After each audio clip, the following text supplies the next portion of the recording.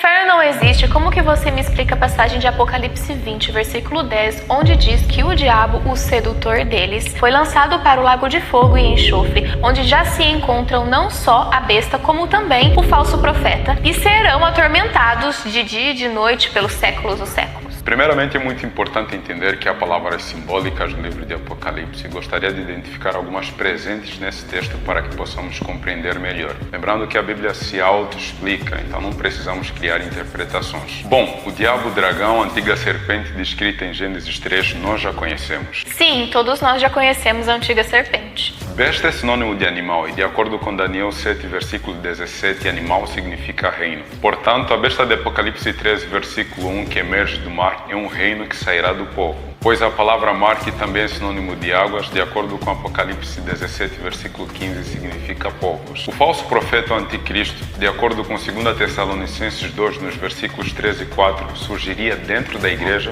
vai se opor a tudo que se chama Deus ou é objeto de culto. Ainda de acordo com 1 João 4, nos versículos 1 a 3, onde eu gostaria apenas de destacar o versículo 3, que diz que todo espírito que não confessa Jesus não procede de Deus. Pelo contrário, esse é o espírito do anticristo, a respeito do qual tendes ouvido o que vem e presentemente já está no mundo. Ok, entendi bastante coisa, mas isso não prova que o inferno não existe. Eu já mencionei isso antes, mas é sempre bom ressaltar. Em Apocalipse 20, versículo 14, diz que a morte e o inferno foram lançados no lago de fogo. Se o inferno fosse um local onde Deus vai punir as pessoas com fogo eternamente, esse texto não faria sentido algum. Porque o lago de fogo é para acabar com o mal de uma vez por todas. Por isso Apocalipse 21 começa dizendo: vi novo céu e nova terra, pois o primeiro céu e a primeira terra passaram e o mar já não mais existe. Então que inferno é esse que a Bíblia se refere em Apocalipse 20, 14? A Bíblia se refere à sepultura, por isso no versículo 13 de Apocalipse 20 diz que o mar deu os mortos que nele estavam, a morte e o além entregaram os mortos que neles havia.